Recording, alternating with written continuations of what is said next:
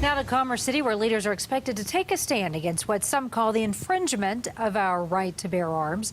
Recently, the state passed a law that allows judges to order the confiscation of guns from anyone deemed a threat to themselves or someone else. Political specialist Sean Boyd joins us live in Commerce City tonight, where the so-called red flag gun law is going to be discussed there. Sean?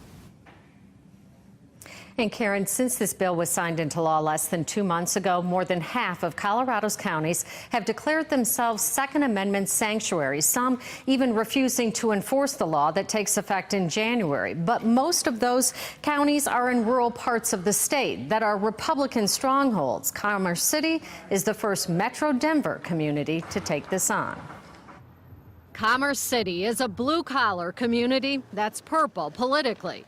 Democrats hold state House and Senate seats, while City Council leans Republican. And that's created a rub. In response to a new red flag gun law, City Council is considering declaring Commerce City a Second Amendment sanctuary. You know, I fought for my country, and I think people have the right to protect themselves and the citizens. Mayor Pro Tem Rick Teeter admits the resolution is a statement, not statute. Still, it's exploded in debate on social media.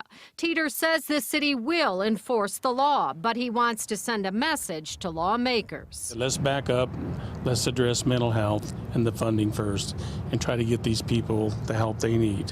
You take a mental health person and you do a statement where you're going to rush his house or whatever, you may force that person to take the wrong action. Because what we have heard overwhelmingly in all of these shooting situations, whether they be at schools or out in the public, is that people are like, get weapons out of the hands of dangerous people.